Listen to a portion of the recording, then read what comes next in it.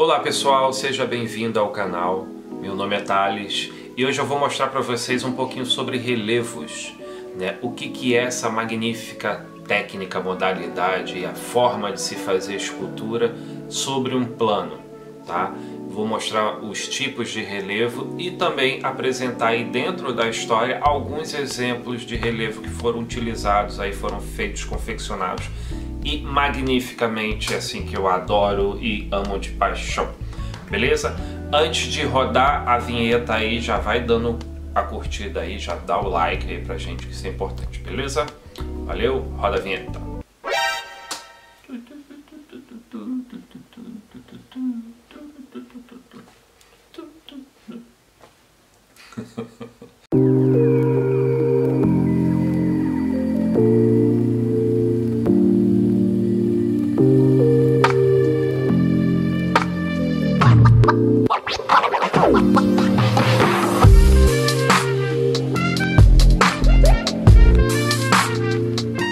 O que é relevo? Vou tentar explicar para vocês aqui de uma forma muito simples o que é essa técnica, modalidade, forma de se fazer escultura, tá? Que cada um vai classificar de uma maneira, tá bom?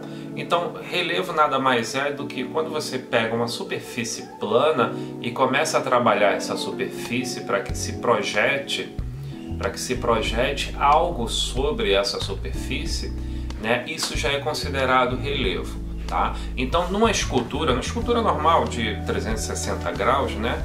Ela vai ter vários planos e dentro desses planos vai ter várias projeções de volume, tá? Então, isso tudo é considerado relevo, tá bom? Então, para classificar assim bonitinho, relevo é quando a gente tem um fundo, uma superfície plana e se projeta volume a partir desse plano, beleza?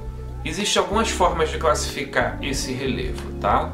Baixo relevo, médio relevo, relevo alto ou alto relevo, tá? E tem uma quarta classificação aí que a gente vai para o negativo, que a gente chama de incavo ou encavo, tá bom? Então são essas quatro formas que se apresenta o relevo: baixo, médio, alto e incavo, tá? Alguns autores vão só focar no alto e no baixo, tá? Para alguns autores dentro da história da arte vai se projetar dentro dessas duas modalidades, baixo relevo e alto relevo, tá? Mas outros autores vai ampliar. Na minha vivência, na minha prática de trabalho, eu prefiro trabalhar com as quatro formas aí de classificar os relevos, tá? Baixo, médio, alto e incavo. Então, para a gente entender como essa forma volumétrica, né, essa forma tridimensional vai se projetar sobre uma superfície e que os nossos olhos consigam compreender todo esse volume que esteja presa nessa superfície, tá? A gente classifica o baixo, médio e alto como se a gente pegasse o volume e dividisse em três partes. Então, 1/3, 2/3, 3/3, tá? Então, baixo relevo, a gente classifica ele como do plano bem baixinho, bem baixinho, até 1/3. Então, quando eu pego esse meu plano e coloco nessa visão aqui lateral, eu consigo ver meu relevo em 1/3. Então é como se eu pegasse todo o objeto tridimensional e planificasse ele para que eu entenda ele sobre essa superfície, tá bom? Então o baixo relevo está muito ligado ao desenho, tá? Então quando a gente faz um desenho que quer projetar a terceira dimensão no desenho, no plano, tá? A gente vai usar técnicas de perspectiva, de profundidade, que vai ser aplicadas também no baixo relevo, tá? Então o baixo relevo está muito ligado ao desenho, é como se fosse o desenho subindo um pouquinho da superfície, criando essas projeções mínimas, até 1/3 do volume. No médio relevo eu vou usar entre 1/3 e 2/3 desse volume. Então se eu quero representar um volume no plano, eu vou utilizar essa altura para compor o meu trabalho sobre o plano, tá? Então eu posso considerar como médio relevo. O alto relevo eu vou utilizar entre 2/3 e o todo desse volume que eu quero representar. Mas um detalhe, ele ainda vai ficar preso na superfície, ele ainda vai ficar preso no suporte, né? Nesse fundo, nesse plano. Olha quantos nomes, né? De uma mesma coisa, tá? Então a escultura, o relevo, o alto relevo, eu vou conseguir ver algumas vistas desse alto relevo, eu vou conseguir ver o volume quase que pleno, mas eu não vou conseguir circundá-lo, eu não vou conseguir dar volta nele, tá? Então por isso que ele ainda é considerado relevo, tá bom? Agora o encavo é quando eu pego a superfície e trabalho ela no negativo, trabalho ela para dentro, tá? Para dentro. Então eu vou construir todo o meu volume que eu quero representar abaixo da superfície do plano do meu suporte, tá? Então se eu pego uma pedra de mármore, por exemplo, grossa, né? Um plano grosso assim, e aí eu quero fazer um volume bem encorpado, eu vou cavar essa pedra para dentro para que ela crie o movimento ali dentro, tá? Eu vou apresentar aqui algumas imagens aqui para vocês, para que vocês entendam isso melhor, dessa classificação entre baixo, médio, alto e o encavo, beleza? Vamos lá para as imagens. Eu vou mostrar aqui para vocês algumas imagens de relevos dentro da história aí, lá desde os primórdios mesmo, lá da pré-história, que eles já faziam relevos, eles não tinham essa noção artística de classificação, tá? Não tinham isso não. Mas eles faziam porque é da natureza humana mesmo produzir arte, tá? Então lá desde os primórdios vou mostrar aqui alguns exemplos, passando aí pelas civilizações e chegando pelo menos, né, até um pouquinho lá na frente. Vamos ver como é que fica aqui, beleza? Vou mostrar aqui logo para vocês, já começo aqui com uma imagem bacana que eu gosto muito, que são encavos rupestres lá da Serra da Capivara, lá de São Raimundo Nonato, lá no Piauí, tá? Então é uma imagem, dá pra gente perceber que o artista, né, que o ser humano que estava, né, nesse território usou essa técnica que a gente hoje classifica isso como um encavo, tá? Tem também esses que eu tá mostrando aí, são os bisões de argila da gruta de... esse nome eu não vou conseguir falar. Tá? É na França, tá? Esse relevo dá sugestões até do pelo, né, dos bisões que estão sendo representados aí. Passando a imagem aí, chegando na civilização da Mesopotâmia, tá? Da região da Mesopotâmia, e aí já mostra o relevo de Burney, né, que está no British Museum. Tá? É um relevo bacana pra caramba, adoro esse relevo, acho ele muito magnífico. Tem alguns tijolos esmaltados, né, que compõem uma imagem de arqueiros, né, que está lá no Museu do Louvre. Então o relevo também era utilizado, também é utilizado até hoje como revestimento arquitetônico, tá? É um elemento, é considerado um elemento arquitetônico, tá? Que serve para fazer o revestimento do prédio e dar adornos aos prédios, tá? Dar decoração ao prédio, tá? Isso foi muito utilizado mesmo. Hoje em dia até que não é tanto não, tá? Mas os relevos eles são próprios para isso também, tá? Voltando aqui na imagem, a leoa ferida de Nínive, né? É fabuloso. Esse baixo relevo é muito delicado, eu gosto muito desse baixo relevo.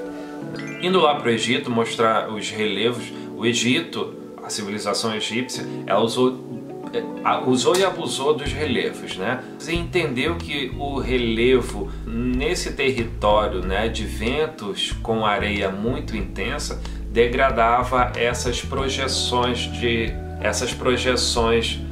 que eram feitas na pedra.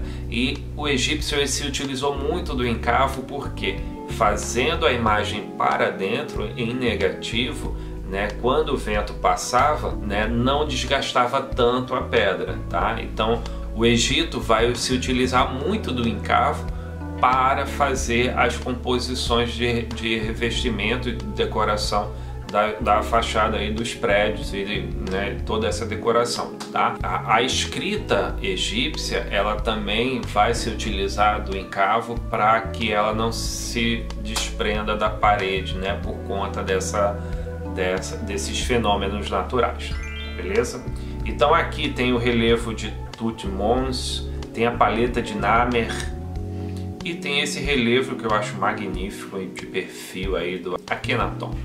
Esse relevo é muito bacana, né, e de perfil, eu gosto muito dele, tá? Indo lá para a Grécia, vou apresentar aqui os frisos do Parthenon, que assim são frisos que foram arrancados lá do prédio e tá em museu hoje, mas são passagens do cotidiano grego que são magníficos, tá? Então, assim, eu destaco na Grécia os frisos do Parthenon, que são magníficos de novo. Indo lá para a Idade Média, a Igreja Católica ela vai se utilizar demais dos relevos para revestir todas as suas igrejas. Avançando um pouquinho sobre, já passando esse tempo da Idade Média e já chegando no Renascimento, que aí também tem um boom, tem uma explosão aí, né, da utilização dos relevos, e esses aí especificamente são do Donatello. São relevos assim que eu estudo muito eles, né? Eu gosto de utilizá-los muito com referência, porque assim, são de uma técnica apuradíssima, né? Todo calculado, todo projetado, muito interessante de se estudar os relevos do Donatello, tá? Ele vai do baixo ao alto, né? Tem peças que assim, são muito... Ele utiliza aquela questão de um terço, né, do baixo relevo, mas quase que grudado mesmo na superfície, tá? E tem outros aí que vai se projetar as imagens, e aí são várias figuras humanas, vários corpos representados nessa área muito pequena, né, que se faz aí do relevo. Indo para o Barroco, as talhas feitas em madeira, douradas, com folhas de ouro, né, que compunham o estilo barroco, que adornava toda esses prédios religiosos, e que é cheio de simbologia, cheio de ornamentos, cheio de detalhes, né, e que assim, sem descrição, tá? Chegando aqui no Brasil, né, as representações aí dentro do barroco e rococó coloniais, tá? Tem essas duas imagens aí que representam um pouquinho desse período da história aqui no país, que foi utilizado também com referências barrocas europeias. Foi utilizado muito essa questão das talhas, né, das talhas de madeiras dourada, e destaco aí o óculo da igreja de São Francisco de Assis de Ouro Preto, feito em pedra-sabão por nada mais nada menos que Aleijadinho, tá? Então esse óculo aí, né, é um espetáculo. É isso, vou ficando por aqui. Nos próximos vídeos mostro para vocês essa evolução aí do relevo dentro da modernidade, né? Faço esse recorte por aqui, tá? Vou apresentar também outros artistas que vai assim utilizar do relevo de uma forma magistral, quase que não sai, magistral, tá bom? E principalmente com foco aqui contemporâneo, para a gente ver as pessoas, os artistas, os caras que estão trabalhando hoje aí com esse tipo de modalidade, forma, técnica. Aí vocês escolhem a palavra que vocês querem usar. Beleza? É isso. Quem gostou, se inscreve no canal, não deixa de se inscrever no canal, aperta o sininho, ativa o sininho aí para chegar mais notificações aí para vocês de outros vídeos que eu vou fazer, tá? Quem gostou, aperta o like, curte, compartilha, avisa os amigos, comenta, quem tá com dúvida, né? Porque eu falo coisa pra caramba aqui, né? E quem ficou com dúvida, entra aí nos comentários, vamos estabelecer um diálogo, tá? É isso, muito agradecido, beijo, tchau!